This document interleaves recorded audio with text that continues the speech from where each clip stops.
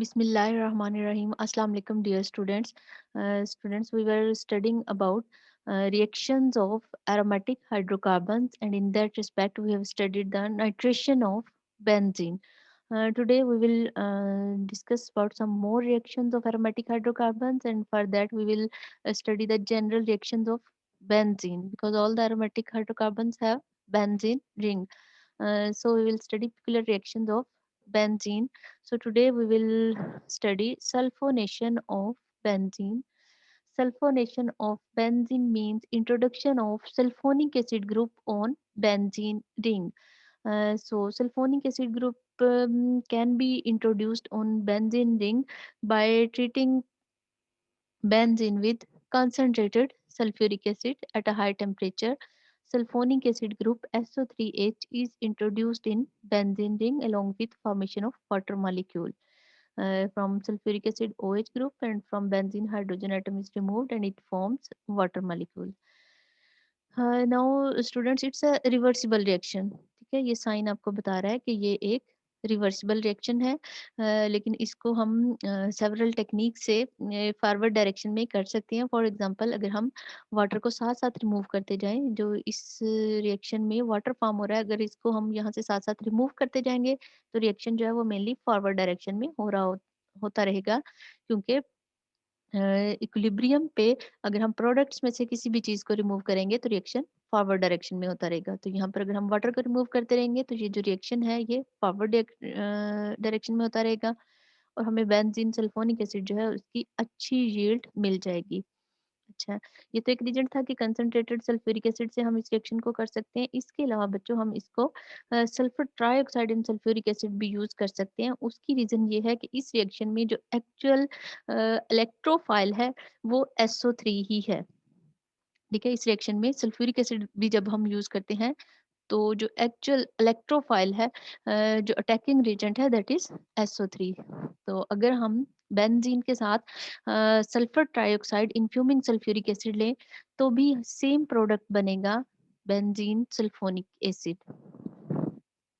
अब ये जो हमारा सल्फ्यूरिक एसिड है इसमें बहुत सारी इलेक्ट्रोफिलिक स्पीशीज हो सकती हैं, बट मोस्ट प्रोबेबल यही है कि इसमें जो SO3 है, सल्फर ट्राइऑक्साइड है, वही एक्चुअल इलेक्ट्रोफाइल है फॉर द एरोमेटिक सल्फोनेशन। अब नेक्स्ट हम बच्चों इसका मैकेनिज्म देखेंगे। इससे पहले आपको मैं बता चुकी हूँ कि जितने भी इलेक्ट्रोफिलिक एरोमेटिक सब्स्टिट्यूशन रिएक्शंस हैं उनमें फर्स्ट स्टेप में ऑलवेज इलेक्ट्रोफाइल जो है वो बेंजीन रिंग से इलेक्ट्रॉन पेयर लेकर बेंजीन रिंग के साथ बॉन्ड बनाएगा और जो भी उसकी एडजेसेंट कार्बन होगी, यानी जहाँ के इलेक्ट्रोफाइल अटैच हुआ है उसके एडजेसेंट कार्बन पे पॉजिटिव चार्ज आ जाएगा, जिसको हम सिग्मा कॉम्प्लेक्स या अरेनियम आयन कहते हैं, या उसको साइक्लोहेक्सा डाई इनाइल केटाइन इंटरमीडिएट भी कहते हैं। और लास्ट स्टेप में ऑलवेज एक बेस होगी जो उस प्रोटॉन को रिमूव करेगी जो उस कार्बन पे होगा जहां पर आके इलेक्ट्रोफाइल अटैच हुआ था, ताकि दोबारा से जो बेंजीन रिंग है उसकी एरोमेटिसिटी दोबारा से रिकवर हो सके। तो ये दो स्टेप्स हैं, इसके अलावा कुछ स्टेप्स इंटरमीडिएट भी हो सकते हैं, वो रिएक्शन मैकेनिज्म पे डिपेंड करता है। अब फर्स्ट स्टेप देखें इसका सल्फोनेशन में। ये SO3 एक्चुअल अटैकिंग स्पीशी है, इलेक्ट्रोफाइल है। SO3 sulphur trioxide molecule, sulphur के तीनों ऑक्सीजन्स के साथ डबल बॉन्ड्स हैं। अब पाई इलेक्ट्रॉन ऑफ बेंजीन जो है वो यहाँ सल्फर के साथ बॉन्ड बनाने के लिए यूज होंगे और यहाँ से एक बॉन्ड ऑक्सीजन पे शिफ्ट हो जाएगा, क्योंकि सल्फर की मैक्सिमम वैलेंसी 6 हो सकती है, इसलिए यहाँ से एक इलेक्ट्रॉन पेयर ऑक्सीजन पे शिफ्ट हो जाएगा। एक ऑक्सीजन के साथ इस सल्फर का डबल बॉन्ड ब्रेक हो जाएगा। अब सल्फर इस कार्बन पे अटैच हुए बच्चों, यहाँ पर हाइड्रोजन भी प्रेजेंट है, तो जो एडजेसेंट कार्बन है उस पे पॉजिटिव चार्ज आ जाएगा। अब ये है हमारा सिग्मा कॉम्प्लेक्स और अरेनियम आइन, और इसी को साइक्लोहेक्सा डाइइनाइल केटाइन भी कहते हैं। ठीक है, साइक्लो ये एक्चुअल में, अब अगर आप इसको देखें तो ये साइक्लोहेक्सा डाइइन है, साइक्लो एल्केन है और 2 डबल बॉन्ड्स हैं, इसलिए इसको ये क्या है, साइक्लोहेक्सा डाइइन, लेकिन ये केटाइन है इसलिए साइक्लोहेक्सा डाइइनाइल केटाइन इंटरमीडिएट इसको लिख दिया गया है। ठीक है, ये पहला स्टेप था, इसमें सल्फर ट्राइऑक्साइड के साथ बेंजीन रिंग का बॉन्ड बनेगा with pi electrons. Next step में देखें, अब यहाँ पर सल्फ्यूरिक एसिड प्रेजेंट है, सल्फ्यूरिक एसिड आयनाइज होके H पॉजिटिव और बाइसल्फेट आयन बनाएगा। अब ये जो हमारा इंटरमीडिएट था, इसमें से ये प्रोटॉन जो है वो बेस ने एब्स्ट्रैक्ट करना है। अब बेस यहाँ पर क्या है, ये बाइसल्फेट आयन जो है ये सल्फ्यूरिक एसिड की कॉन्जुगेट बेस है। तो ये बेस यहाँ से प्रोटॉन एब्स्ट्रैक्ट कर लेगी, ये दोनों इलेक्ट्रॉन दोबारा यहाँ पर चले जाएंगे, ये बॉन्ड दोबारा से बन जाएगा और जो बेंजीन रिंग है उसकी एरोमेटिसिटी दोबारा से बहाल हो जाएगी। ठीक है, फर्स्ट स्टेप स्लो था बच्चों, ये स्टेप फास्ट है। बेंजीन रिंग दोबारा से बन गया। अब लेकिन इस ऑक्सीजन पे अभी एक नेगेटिव चार्ज प्रेजेंट है, ये बाइसल्फेट आयन एक प्रोटॉन लेकर सल्फ्यूरिक एसिड में कन्वर्ट हो जाएगा। ठीक है, अब ये अभी स्टेबल नहीं है क्योंकि ये SO3 नेगेटिव है। तो अब थर्ड स्टेप में क्या होगा, थर्ड स्टेप में फिर से एक प्रोटॉन ट्रांसफर होगी और ये सल्फ्यूरिक एसिड के मॉलिक्यूल से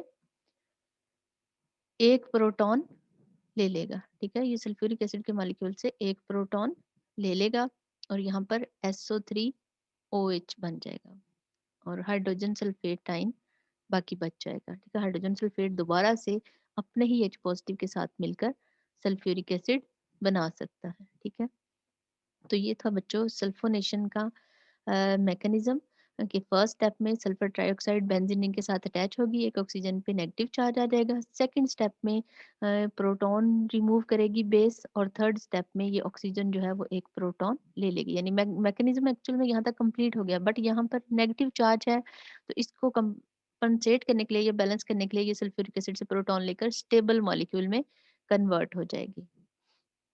अच्छा, अब सल्फोनेशन बच्चों, सल्फर ट्राइऑक्साइड जो है ये डीएक्टिवेटिंग ग्रुप है और बेंजीन रिंग को फर्दर रिएक्शंस के लिए ये डीएक्टिवेट कर देगा। इसलिए मोनोसल्फोनेशन स्टेज पे ही रिएक्शन स्टॉप हो जाता है। अगर हमने एक और सल्फोनिक एसिड ग्रुप इंट्रोड्यूस करवाना है तो उसके लिए हमें ज्यादा सीवियर कंडीशंस देना पड़ेंगी, यानी हाई टेम्परेचर और मोर कंसंट्रेटेड सल्फ्यूरिक एसिड यूज करना होगा इन the presence of sulphur trioxide. Now the next reaction is halogenation और इसमें पर्टिकुलर वन उन्होंने ब्रोमीन दे दिया है, ब्रोमिनेशन ऑफ बेंजीन। ठीक है, तो मेनली हम हेलोजिनेशन के लिए ब्रोमीन या क्लोरीन ही लेते हैं। अच्छा जी बच्चों, halogenation means introduction of halogen group to benzene ring. Halogenation means introduction of halogen atom to benzene ring. Now how it can be done, यहाँ पर आपने जनरल रिएक्शन लिखना है। जनरल रिएक्शन में आप लिखेंगे benzene plus bromine, arrow arrow के ऊपर आप लिखेंगे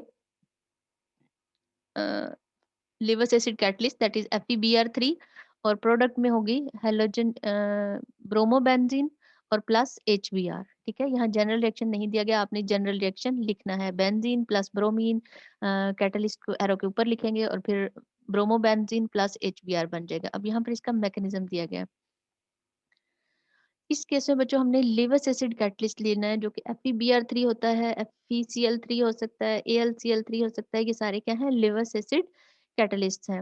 अब लिवस एसिड कैटलिस्ट का क्या फंक्शन है, लिवस एसिड कैटलिस्ट ब्रोमीन या हेलोजन मॉलिक्यूल्स के साथ रिएक्ट करेगा।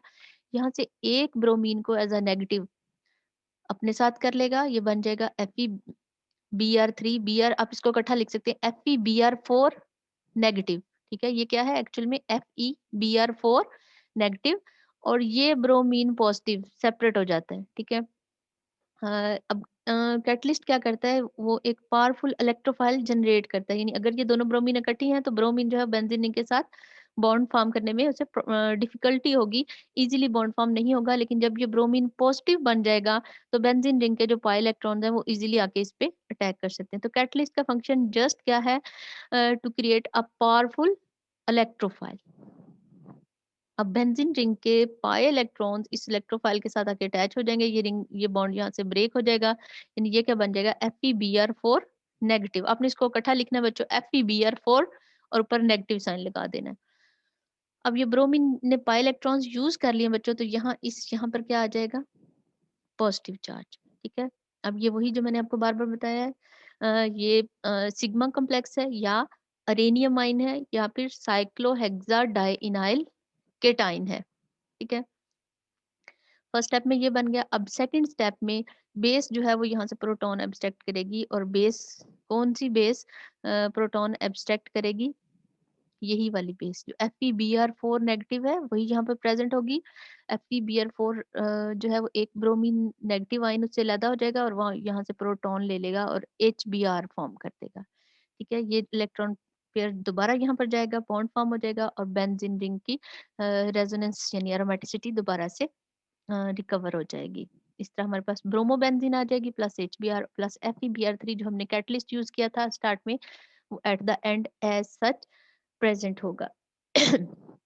ये साइक्लोहेक्साडाइनाइल केटाइन का बच्चों पहले भी आपको बता चुकी हूँ कि ये रेजोनेंस स्टेबलाइज्ड है। ये पॉजिटिव चार्ज यहाँ शिफ्ट हो सकता है और फिर ये पॉजिटिव चार्ज यहाँ शिफ्ट हो सकता है, यानी जहां पर इलेक्ट्रोफाइल ने अटैक किया ये उससे ऑर्थो पोजीशन पे प्रेजेंट होगा और फिर पैरा पे और फिर नेक्स्ट ऑर्थो पोजीशन पे ये प्रेजेंट हो सकता है। तो ये रेजोनेंस स्टेबलाइज्ड है, यानी एक ये स्ट्रक्चर है, दूसरी स्ट्रक्चर में यहाँ पॉजिटिव चार्ज होगा और थर्ड स्ट्रक्चर में यहाँ पर इन 3 रेजोनेंस स्ट्रक्चर्स हैं इसकी। तो ये थी बच्चों हेलोजिनेशन ऑफ बेंजीन। नेक्स्ट हम पढ़ेंगे Friedel craft reactions of benzene. Friedel craft reactions बच्चों 2 टाइप्स के हैं, Friedel craft alkylation and Friedel Crafts acylation. तो पहले हम फ्रेडल क्राफ्ट एल्काइलेशन पढ़ते हैं। फ्रेडल क्राफ्ट एल्काइलेशन क्या होता है बच्चों, इसमें हम बेंजीन रिंग को ट्रीट करवाते हैं विद एल्काइल हैलाइड। कोई सा भी आप एल्काइल हैलाइड यहाँ पे ले सकते हैं, methyl halide, ethyl halide, propyl halide. Benzene ring को एल्काइल हैलाइड से ट्रीट करवाएंगे again in the presence of Lewis acid catalyst at 0 centigrade. तो ये जो एल्काइल ग्रुप है ये आके बेंजीन रिंग पे अटैच हो जाएगा प्लस HCl फॉर्म हो जाएगा। अब एल्काइल ग्रुप आके इंट्रोड्यूस हुआ है इसलिए हम इसको कहते हैं Friedel crafts alkylation by the name of scientist who developed this reaction. कि हम बेंजीन को एल्काइल हैलाइड से ट्रीट करवाएंगे इन the presence of Lewis acid catalyst, तो हमारे पास एल्काइल बेंजीन बनेगी प्लस HCl। गैस है, इजीली वहां से रिएक्शन मिक्सर से रिमूव हो जाएगी। अब यहाँ भी कैटलिस्ट का क्या फंक्शन है बच्चों, कैटलिस्ट का वही फंक्शन है जो अभी पीछे हमने हेलोजिनेशन में पढ़ा है कि AlCl3 यहाँ से क्लोरीन को रिमूव करेगा, क्लोराइड को रिमूव करेगा, यानी यहाँ से क्लोरीन जो है वो विद इलेक्ट्रॉन पेयर्स यहाँ से रिमूव होगी और कार्बन पे पॉजिटिव चार्ज आ जाएगा, यानी कार्बोकेटाइन फॉर्म हो जाएगा। अब ये कार्बोकेटाइन जो है ये पावरफुल इलेक्ट्रोफाइल है, यानी इजीली बेंजीन के जो पाई इलेक्ट्रॉन्स है वो आके इसके साथ यहाँ पर अटैच हो जाएंगे। जो लेकिन जब तक इस पे पॉजिटिव चार्ज नहीं है तो इसका रिएक्शन बेंजीन के साथ नहीं होगा या बहुत ही स्लो होगा।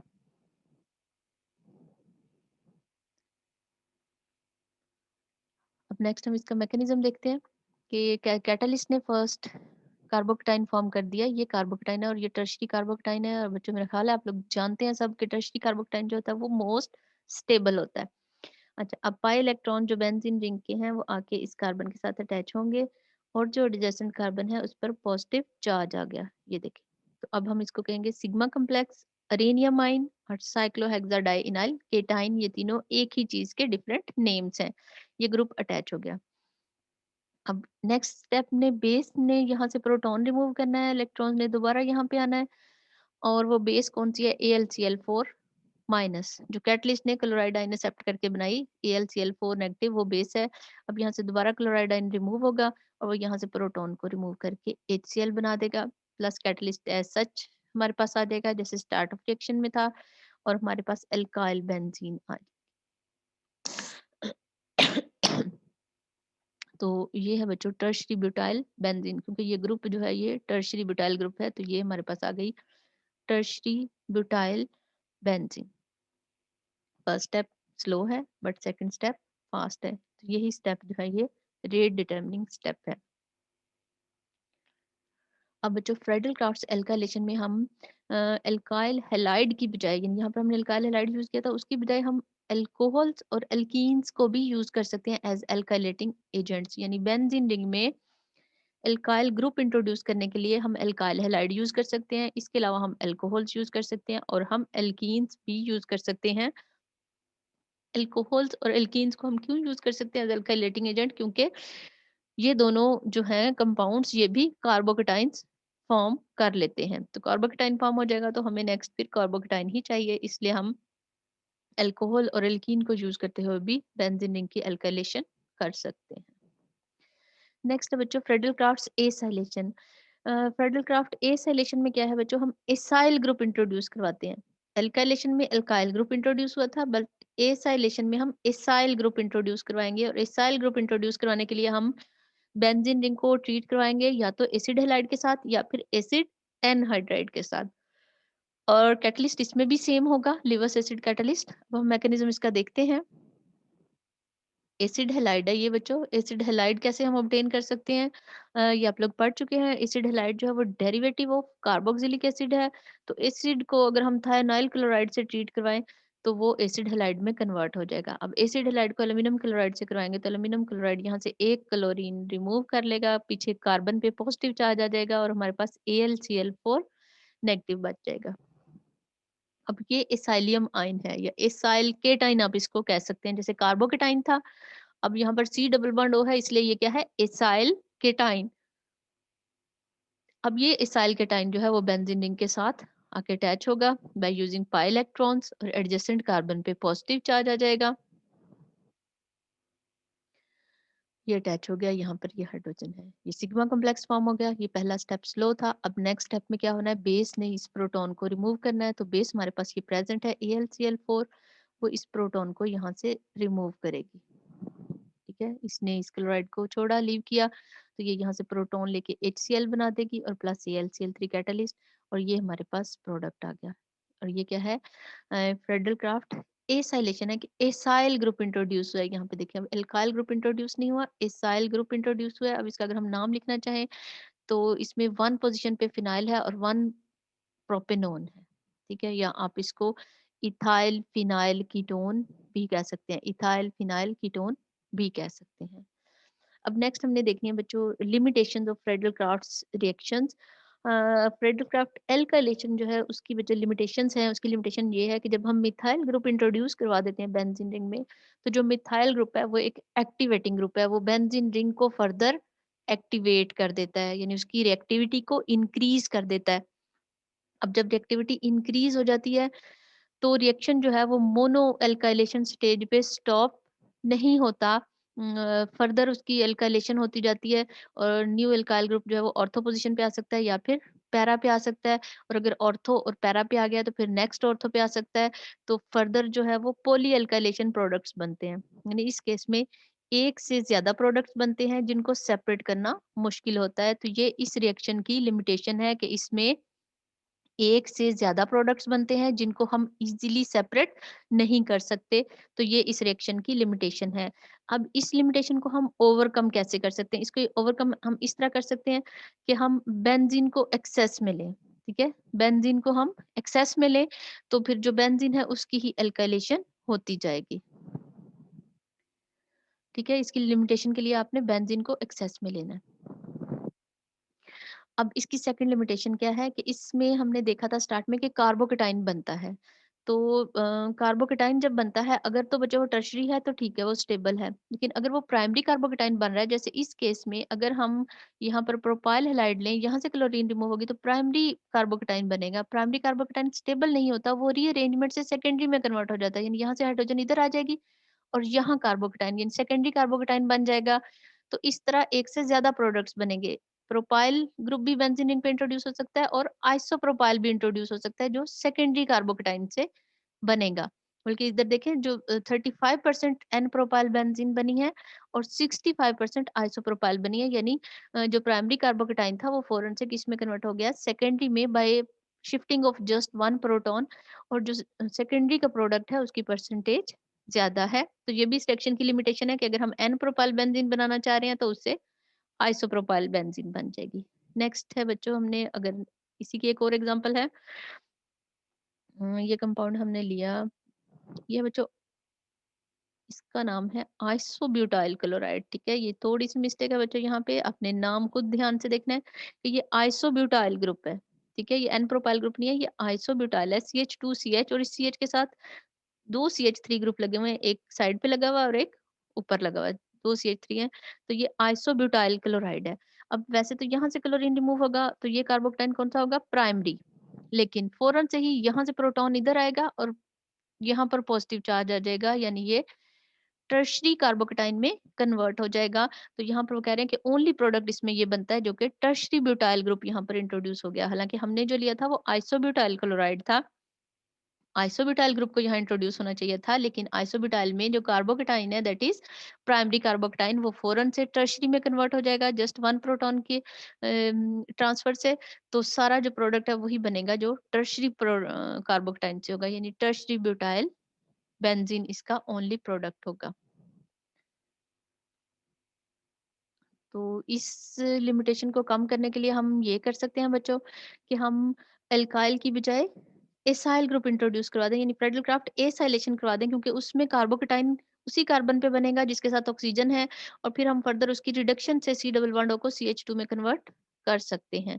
ये नेक्स्ट मेथड उन्होंने दे दिया कि हम स्ट्रेट चेन अगर हमने एन प्रोपाइल बेंजीन बनानी है तो हम एल्काइल हैलाइड से नहीं बना सकते, क्योंकि उसमें रीअरेंजमेंट हो जाएगी कार्बोकेटाइन की। तो इसके लिए हम क्या कर सकते हैं, इसके लिए अगर हम बेंजीन को एसिड हैलाइड से ट्रीट करवा दें, ये इथाइल ग्रुप इंट्रोड्यूस हो गया। इसके बाद हम इसकी जिंक अमलगम और HCl से रिडक्शन करवा सकते हैं। ये 2 टाइप्स की हमारे पास रिडक्शन मेथड्स हैं जिनसे हम C डबल बॉन्ड O को CH2 में कन्वर्ट कर सकते हैं। ये है Clemmensen reduction and Wolff Kishner reduction. इन दोनों रिडक्शंस का रिजल्ट ये है कि जहां भी C double bond O group हो वो CH2 में कन्वर्ट हो जाएगा। ठीक है, एक जिंक अमलगम इन HCl है, दूसरा हाइड्राजीन इन सोडियम हाइड्रोक्साइड और पोटेशियम हाइड्रोक्साइड। तो इन दोनों रीजेंट्स से C double bond O CH2 में कन्वर्ट हो सकता है। तो ये जो दूसरी लिमिटेशन है रीअरेंजमेंट वाली, वो हम इससे कवर फ्रेडल क्राफ्ट की एल्काइलेशन की लिमिटेशन है, तो उसको हम एसाइलेशन से रिमूव कर सकते हैं कि हम एसाइल ग्रुप इंट्रोड्यूस करवा के उसकी रिडक्शन करवा दें। तो इस तरह जो है वो स्ट्रेट चेन हमारे पास एरीन्स भी आ जाएंगी जिनके साथ ऐसी बेंजीन जिसके साथ स्ट्रेट चेन एल्काइल ग्रुप लगा हो। इसलिए इसमें ये जो एसाइल इसाइलियम आयन बनता है इसमें रीअरेंजमेंट नहीं होती। एल्काइल कार्बोकेटाइन में रीअरेंजमेंट होती है, लेकिन इसमें किसी तरह की रीअरेंजमेंट नहीं होती। इसलिए प्रोडक्ट बनने में कोई एम्बिग्युइटी नहीं, प्रॉपर एक ही प्रोडक्ट इसमें बनेगा। जी बच्चों, अल्लाह हाफिज एंड थैंक यू।